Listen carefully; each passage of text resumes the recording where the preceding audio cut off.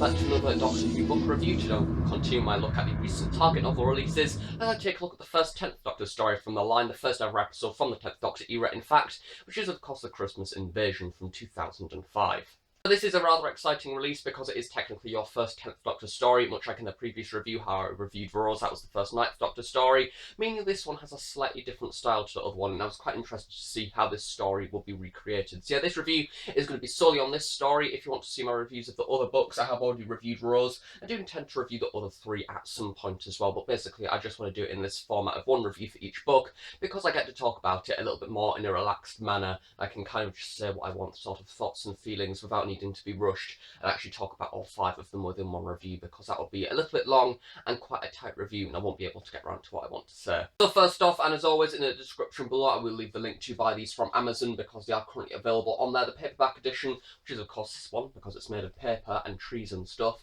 is of course £6.99. That is recommended retail. However, you could probably get it for a little bit cheaper from other stores. You can also get the Kindle edition as well, which did in fact come up when I actually put this on Amazon. It said you can buy this on the Kindle for cheaper, but to be honest, this is one of these Doctor Who book releases, like in the Rose review, where these are just such a nice style. As you can see, I will be going on to this in a sec. It is of course much like the older Target novel classic releases, so if you have to buy this in any edition, I highly recommend being it this one because it is very pretty, as you can see with the lovely artwork on the front. So you can buy the Kindle edition for £4.99 if you so wish. You can also get the download audiobook version for £0 if you've not started your free trial on Audible, which if you have, that'll cost a little bit more, maybe £5 or something like that. However, in May you can also buy the book, sort of the audiobook release as well, for at the current price of £15 to £16. However, the recommended retail is £20, so no doubt that will sort of fluctuate over the next few months, and that does come out in May. So yeah, if you're a fan of audiobooks, then you can also wait until then, and it comes in like a CD physical format. So first off, much like in the Rose review, I will be giving a little bit of a product review style format to take a look at the actual book itself and the lovely artwork, because once again, I'm really stunned by how we've actually recreated that old retro sort of Target novel feel, and it's just generally really nice and small, and there's just something about these books that feels incredibly pleasant, and I don't know what it is. It sounds weird, but they're just really nice to sort of hold in your hand, and they're kind of really nice to hold on commutes as well, as I've been doing recently on my way to college. I've been reading through this on a morning, and it's just a really nice sort of size and sort of to travel with. So yeah, I like that. Taking a look at the cover art of the Target novel itself, as you can see, once again, it is incredibly stunning. We do follow exactly the same style to the original Target series novels from the classic series. So as you can see at the very top, we get the rather nice classic Doctor Who logo that has been very nicely embossed there in almost a shiny bronze, which looks rather nice, along with the Target logo at the very top to keep that sort of almost traditional style. Then we get the Christmas Invasion by Jenny T. Colgan. Of course, this one's actually written by Jenny T. Colgan, but the original story was written by Russell T. Davies. And then we get the rather nice cover art at the very front there, once again recreated by Anthony Dry. I do have some rather nice pictures that have been chosen for this. So we have this rather comic strip style background, once again featuring sort of fire and explosions, as well as the Earth silhouette there.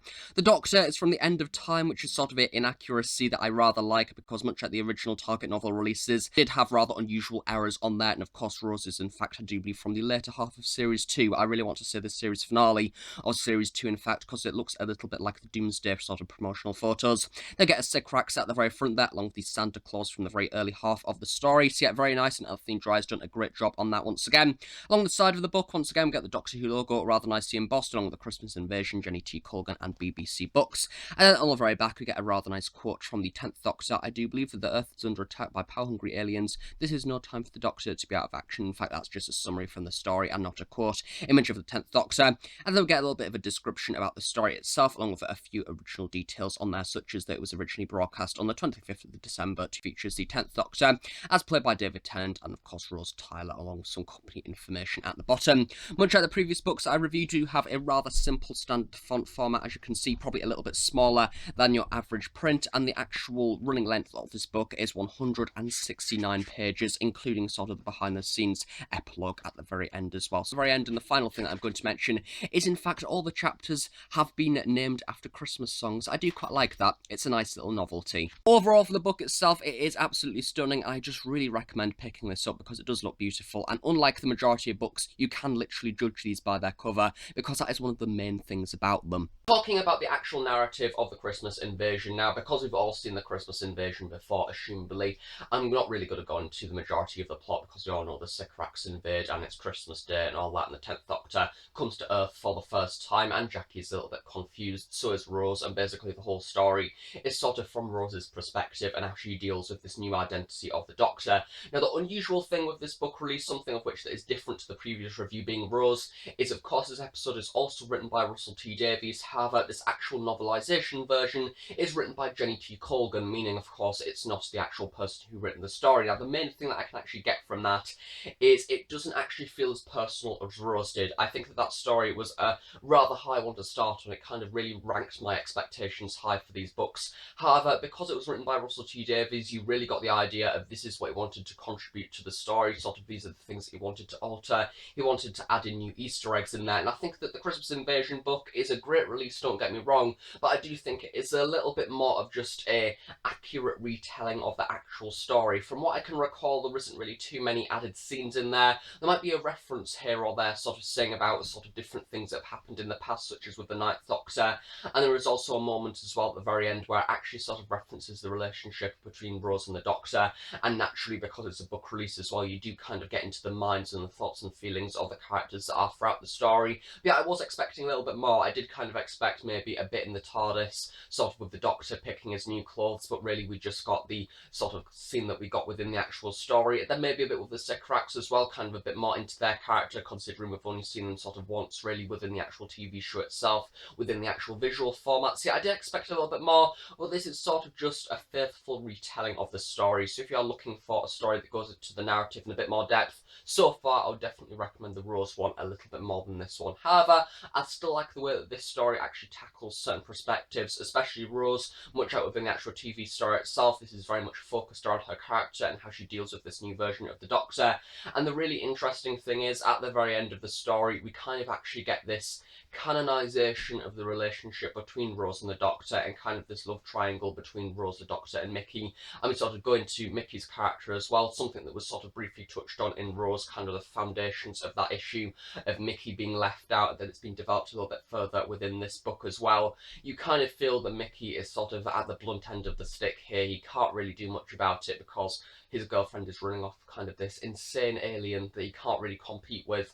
But I think that this story actually canonizes that relationship and actually shows that the Doctor does show some affection for Rose. There is in fact a scene near the very end where the Doctor actually describes Rose, I do believe, as his heart of the TARDIS, which is a little bit cringe. I think that Jenny T Colgan probably really wanted to write that to sort of impress the fan service going on and kind of the Tumblr audience, I guess. But yeah, I think that depending on what your opinion of that relationship is, to be honest, I don't particularly mind too much, because that era of Doctor Who is gone by now. It's 2006, of course, meaning I kind of already got and kind of dealt with in my mind that the 10th Doctor and Rose did quite obviously have this relationship that was going on, and I can't really say, oh, I didn't like that and be complaining about it, because, you know, it happened nearly a decade ago now, so I kind of just need to get to grips with it regardless of if I like it or not. If anything, it's kind of just adapting what we didn't see within the actual TV show itself. It kind of suggested it, but didn't actually go into it in any detail. At the very start of the story, we did also go into the details of how we have this Guinevere 1 space station probe type thing that has been made, and we get sort of a little bit too depth with the characters, such as the people that have actually worked on the project. There is a few moments throughout the early half of this story where the majority of it is in fact completely focused around David Llewellyn and sort of his character, and how he almost has a relationship with one of the people there being Sally, who is the blonde woman from the story. And then we also see Harriet Jones in there as well. I really enjoyed Harriet throughout this story. I think that I enjoyed her anyway throughout the Christmas Invasion, but she's a rather unusual character because it's odd to see the Doctor actually with the Prime Minister of England, because it is very rarely that we actually have Doctor Who sort of developing its own canon. Of course, in real life, Harriet Jones wasn't a Prime Minister, in case you were unaware, but I think that it's odd to see Doctor Who actually changing history, kind of bringing in its own characters, kind of suggesting it's not completely based in this universe, kind of. It's a little bit of an odd thing.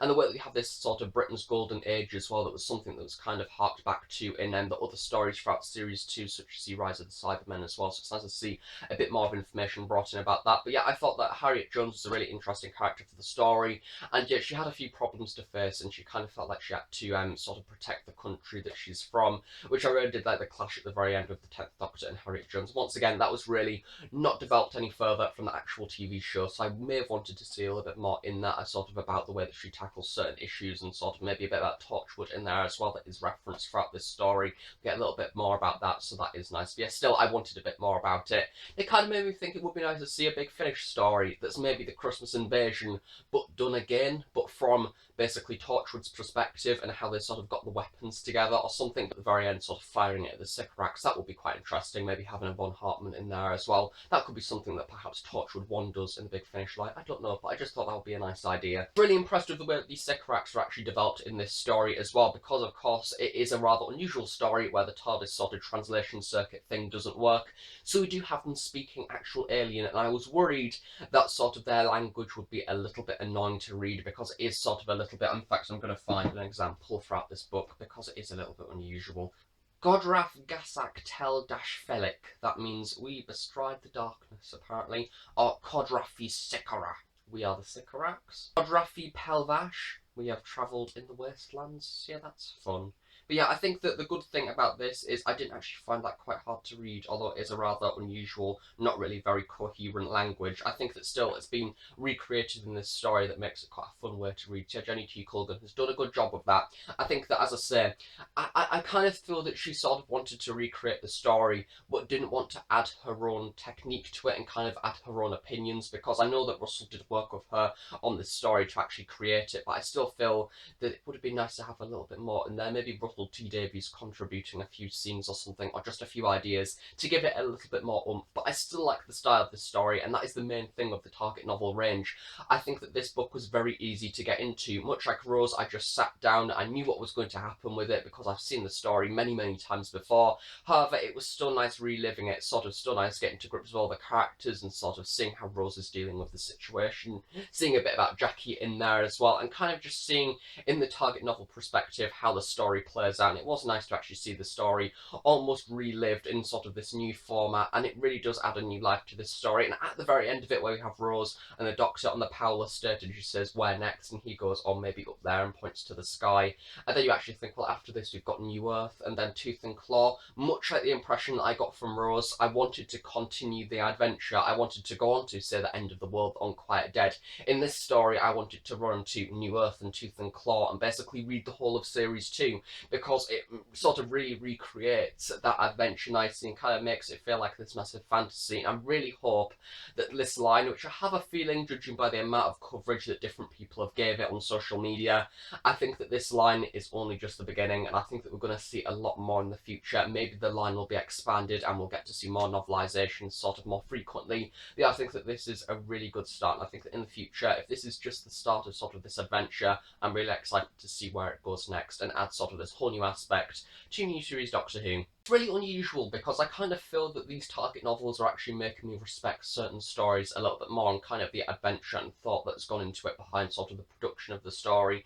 Such as in this episode, I love the way that the Sycorax actually work. I love their very tribal feel, the way that they use blood to sort of control people, and the actual dark aspect of this story, because it's interesting, as this is the first of 2 Christmas specials throughout this series, because of course in a few months I'll be reviewing Twice Upon a Time. I'm going to be really interested to see how this pans out compared to the Christmas Invasion, because something that I noticed in this story is that it's rather dark. You basically have the Sycorax getting people and essentially making the majority of the population try and jump off these buildings and essentially kill themselves, and then we have them sort of killing people in the middle of London as well, sort of the robot Santas at the very start of the story, and this whole idea of sort of the UK and the world actually coming face to face with aliens almost for the first time and being exposed to the universe and sort of the wider threats out there. It really did give sort of a kind of unusual perspective for this story, and it made it feel like this big sort of massive epic film, and I kind of like that. And yeah, I think that I kind of miss sort of episodes like this. I think that if Christmas specials do continue in the future, I want them to be like this story, because even though this was the first Christmas special in new series Doctor Who, it's probably living up to the standards of being one of the best, especially compared to the Moffat ones, because this episode does something different. Yes, it's focused at Christmas, but it's not the pivotal part of the story. It just so happens that it's set around Christmas Day. It's the time of peace and the time of giving and all that, as Harriet Jones says throughout the story. However, it's not the back spine of the story. The whole episode won't fall apart if it wasn't at Christmas, which at least can be said about episodes such as, say, The Doctor, the Widow and the Wardrobe, A Christmas Carol, and pretty much the majority of the 11th Doctor Christmas specials that completely relied on that fact of it is Christmas, it is meant to be cringy, hey, you have to like it because it's Christmas Day and all that. It kind of feels like the quality slips, but this episode actually feels like a really nice follow-on from The Parting of the Ways and Bad Wolf, which, to be honest, are probably two of the best stories as well from new series Doctor Who history, because the whole of Series 1 is up there as being pretty bloody decent. Finally, just giving a little bit of a reference to the 10th Doctor now, because he is portrayed rather unusually throughout this story, where he's trying to figure out who he is, and there are several moments where he's like, am I a fighter, am I a murderer, and you really sort of see that he has changed his perspective of Rose, such as when he actually appears at the very end of the story and says, do you miss me? There's automatically a little bit of flirting going on there, and kind of him trying to figure out who he is as an actual person, and there is that rather odd change, something of which that once again Moffat has done in, say, the first 11th Doctor story and the 11th Hour and Deep Breath as well, where we have this rather unusual wacky version of the Doctor, but this is believable. You can kind of assume that this is the Doctor going through the post-regeneration process and sort of the trauma from that kind of affecting him as a character, and yeah, I think that this is probably a not really best story to actually focus your opinion on the 10th Doctor on. I think that I'm definitely going to need a mid sort of Series 2 story or a mid Series 3 story to actually really see how the Doctor is portrayed, because I was worried to see how this story would stand up, because the Doctor is essentially in bed for the majority of it, meaning that it's pretty much a companion story. So yeah, I definitely think that I need another 10th Doctor release to completely sort of solidify my idea of how the 10th Doctor is being represented, because unlike Rose, it was very much based around the Doctor and kind of that mysterious aspect to him. So yeah, I want to see more 10th Doctor in the future to just see how he's portrayed being his actual self. And that's that for this Doctor Who book review. Once again, a rather nice release. However, it doesn't stand up completely to what I thought of Rose. I think that by far that one's definitely winning because of the different parts it actually contributes to that story, giving it a whole new sort of lease of life, which I quite enjoy. So yeah, overall, I do recommend this one if you're a fan of the 10th Doctor, a fan of Rose, a fan of the Christmas Invasion, or just want generally a nice book to read. As I say, these are just a really nice quick read. I read this within like a week and I was quite relaxed about it. I just sort of read a chapter here and there, so I wasn't completely devoted to it, and because I was doing revision at the time, but these are just such a nice treat to read. So I definitely recommend picking them up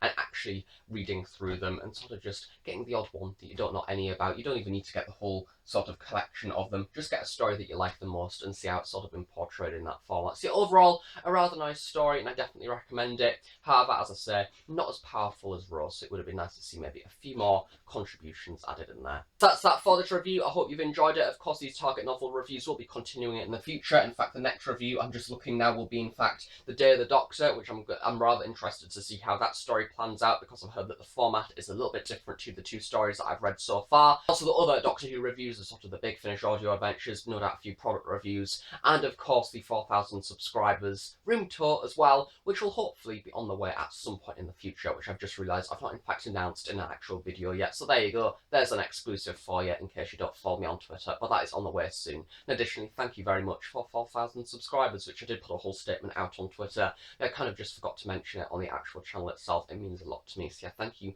very, very much. I guess I'll see you all in another Doctor Who review at some point in the near future. Bye for now.